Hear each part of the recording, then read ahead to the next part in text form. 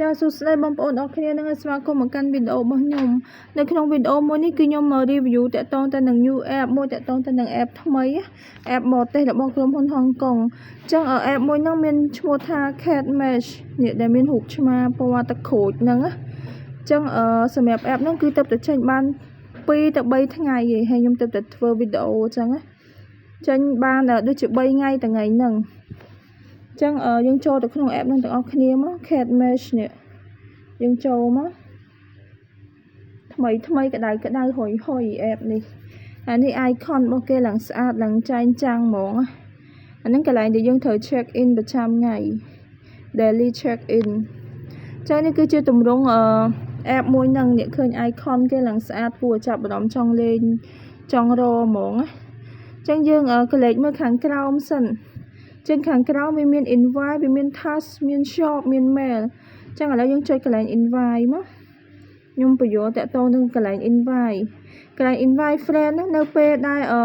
យើងណែនាំសមាជិកបានម្នាក់ហើយសមាជិករបស់យើងហ្នឹងគេលេងបានដល់ level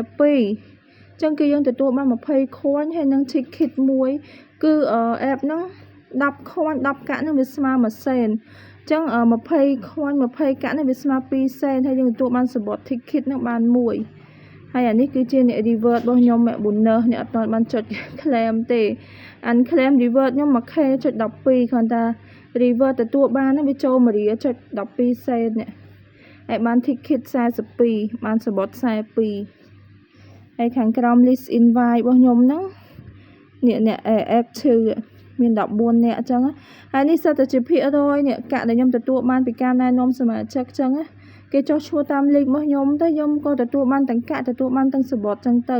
ហើយសបត់ហ្នឹងខ្ញុំអត់ទាន់ដឹងថាគេយកទៅធ្វើអីទេដោយសារខ្ញុំថ្មីដែរអញ្ចឹងអត់ទាន់បាន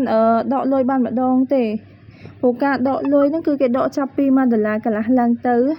បើហើយជាថ្ងៃស្អែកគ្រប់ដកឲ្យខ្ញុំជាមួយកម្មវិធីមួយហ្នឹងអញ្ចឹងការដកលុយគឺយើងដកនៅកន្លែងកាក់នេះកន្លែងកាក់អញ្ចឹង withdrawal ហ្នឹងទៅ1រៀលកន្លះចឹង app នេះគេឲ្យយើងដកចាប់ពី1រៀលកន្លះឡើងទៅអាកន្លែង amount receive របស់ខ្ញុំនេះគឺវាមានតែ5សេនទេចឹងតើទៅគ្រប់1រៀលកន្លះបានយើងអាចដកលុយបានចឹងហើយនេះគឺជា rule តាក់ទងមួយការដកលុយតែតាក់ទងមួយ rule របស់គេហ្នឹងយើងចុចដកហ្នឹងដកភ្លាមបានភ្លាមទេសម្រាប់ app បរទេសទាំងអស់ហ្នឹងហើយតាក់ទងទៅនឹង coin គឺ1000 coin ស្មើ$1អញ្ចឹង100 coin វាស្មើ10សេនអញ្ចឹង10 coin ស្មើ1សេនហើយពេលយើងរកបាន$1កន្លះគឺយើងអាចចុចដកលុយបានហើយហើយរបៀបលេងនេះអានេះ daily task របស់គេវាមានមើលវីដេអូ invite friend លេងតាម level open gift refill energy មានខាងក្រោមបន្តទៀតចឹងទៅគឺមានច្រើនដែរតាក់ទងទៅនឹង task របស់វាអញ្ចឹងអាកន្លែង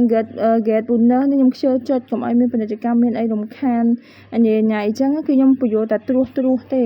តែតាក់ទងទៅនឹង task របស់វាអញ្ចឹងឥឡូវខ្ញុំបញ្យល់តាក់ទងមួយការលេងគឺបងប្អូននឹងចូលមកក្នុង app ហ្នឹងទៅយើងចុចទៅលើពាក្យ play មកឥឡូវចេញអ្នកចូលទៅលេងរបៀបលេងស្តៀងដូចជាស្តៀង app Candy Crush គឺដូចគ្នាដូចថាស្តៀងអញ្ចឹង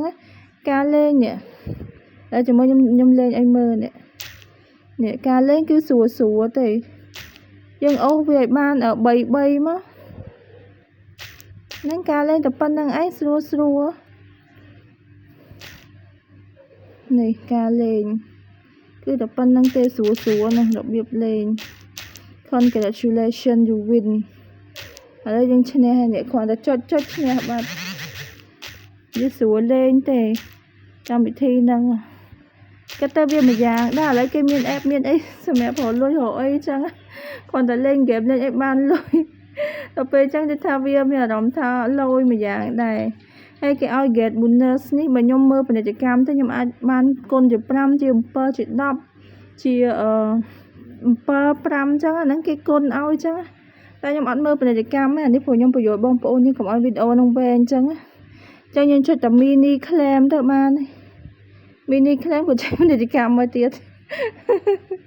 ចឹងយើងចុចខ្វែងអូខេ confirm ហើយឥឡូវខ្ញុំចូលទៅចុច claim កាក់ដែលខ្ញុំទទួលបានពីសមាជិកគេចុះឈ្មោះហើយយើងចុចកន្លែង invite នេះមកនេះអានេះខ្ញុំអត់ទាន់បានចូល claim ទេនេះកន្លែង unclaim rewards គឺ 1k.12 ticket 42 ចឹងឥឡូវយើងចុច claim ឥឡូវយើងទៅមើល balance របស់ខ្ញុំសិនណាអានេះ balance របស់ខ្ញុំនេះឥឡូវមានតែ5សេនទេចឹងយើងមើលទាំងអស់គ្នា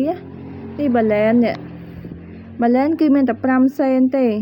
ឡូវយើងទៅ claim bonus សិនចឹង get bonus នេះឥឡូវ get អស់ហើយនេះ tap to close ចេញមកនេះឃើញទេឥឡូវខ្ញុំមានប្រហែល$1.17សេននេះគ្រាន់តែ bonus មិញបាន1រៀលជាងបើ bonus មិញទេហើយទៅតែ download ម្សិលមិញទេខ្ញុំមកឥឡូវចិត្តគ្រប់ដកបាត់ទៅនេះឥឡូវ1រៀលកន្លះបានដកឥឡូវយើងបាន$1.17សេនហើយចឹងយើងខ្វះតែ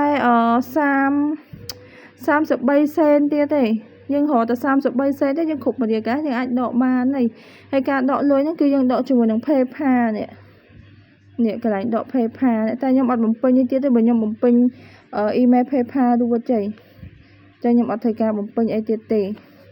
ចឹងរបៀបលេងគឺមានតែប៉ុណ្្នឹងទេយើងធ្វើអីប្រចាំថ្ងៃទៅហើយយើងបានភាគរយផងយើងលេងបានលុយផងអីផងចឹងវីដេអូរបស់ខ្ញុំគឺមានតែប៉ុណ្្នឹងទេអូហើយសុំប្រម៉ូទមួយទៀតតាក់ទងជាមួយនឹងបងប្អូនយើងចុះឈ្មោះជាមួយ app មួយនេះចុចតាម link ខ្ញុំចឹងហើយនៅពេលដែលត្រូវការដកលុយឬមកក៏ត្រូវការចង់ទិញ PayPal ដោយសារ app មួយហ្នឹងគឺជា app បរទេសចឹងគឺយើងតម្រូវឲ្យដកជាមួយនឹងគណនី PayPal ចឹងបើសិនជាអត់មានគណនី PayPal ទេអាចតាក់ទងមកទិញពីខ្ញុំបានណាខ្ញុំមានលក់មានទទួលបង្កើតមានសេវាកម្មសម្រាប់បង្កើតតាក់ទងទៅនឹងតម្លៃគឺសមរម្យទេចាំខ្ញុំដាក់ link Telegram ខ្ញុំឲ្យតាក់ទងមកបើត្រូវការចង់បង្កើត PayPal ចឹងវីដេអូរបស់ខ្ញុំគឺមានតែប៉ុណ្្នឹងទេអរគុណច្រើន